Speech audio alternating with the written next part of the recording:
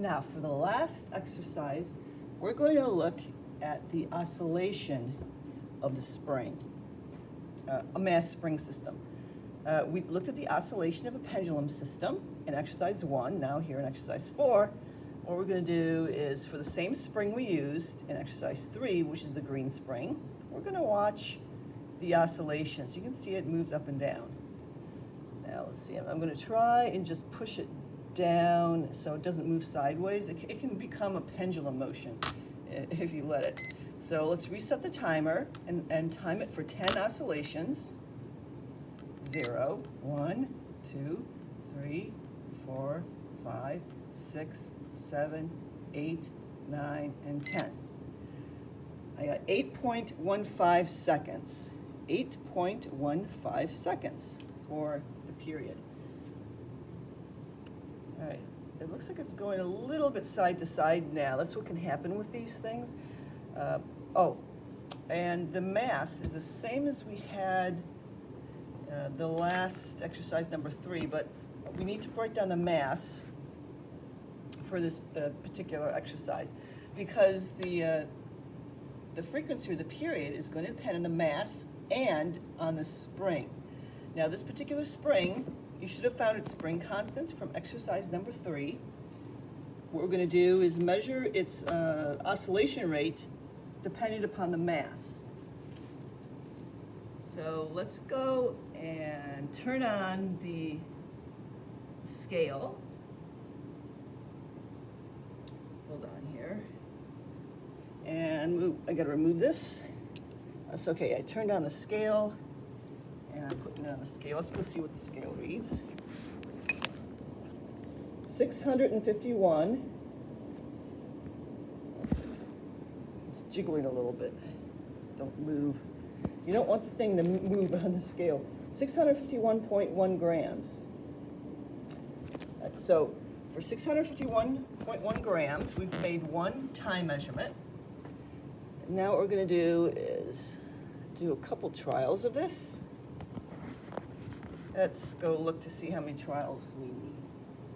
3 trials, just like in the pendulum lab. So let me just try and straighten it out and make sure it doesn't move back and forth like a pendulum. We just want it moving up and down. We don't want pendulum motion. We just want elastic potential energy, not. Okay, so there we go. We reset the timer and 0, 1, 2, 3, 4, 5, 6, 7, 8, 9, 10. So that was 8.07 seconds. So we've got 2 measurements. And it's really easy to do a third one here. 0, 1, 2, 3, 4, 5, 6, 7, 8, 9, 10. 8.13 seconds. So we've got our 3 measurements. Now, what are we going to do with them? Well, we've got the mass, 651.1 grams.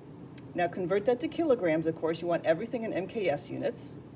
So what is that in kilograms? Move the decimal point over by 3 to the left. Instead of 651.2, it becomes 0.6512 kilograms, correct? And you just put it right in the formula for the period. You can see that from the theory section. It's 2 pi, the period, t, is equal to 2 pi times the square root of m over k. So m, that's the 0.6512. You put the spring constant in from the last exercise, and you should come up with a period fairly close to the ones that we had. Now, what we have done is measured this 8.15, 8.07, 8.13. We measured that for many, many periods. It's 10 periods. So you average those 3 out, then you must divide by 10. So the period's around 0.81 or something like that, right? So you compare, again, that value with the theoretical or calculated value, and you should come pretty close. So we are now going to add some more, actually in this case, we're going to take some mass away. So we've already got a lot of mass on here, so. And what do you think is going to happen? Do you think it's going to be faster or slower with less mass? So think of that ahead of time. And let's just measure the mass really quick before we start. So this is another mass trial. We took off 100 grams, so it's 551.0 grams. 551.0 grams. So let's hang it back on the spring. Put it up a little so you can see it swinging. So we still have the same spring. Just moving the iPad up a little. Now it's moving back and forth. I don't want it to move back and forth. I just want it to move up and down. So let's give it a downward motion like that.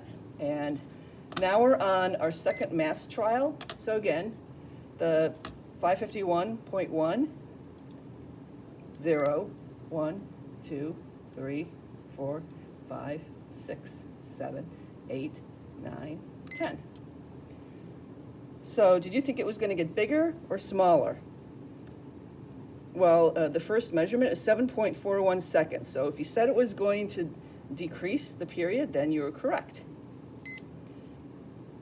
0, 1, 2, 3, 4, 5, 6, 7, 8, 9, 10.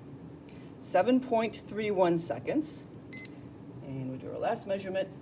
0, 1, 2, 3, 4, 5, 6, 7, 8, 9, 10.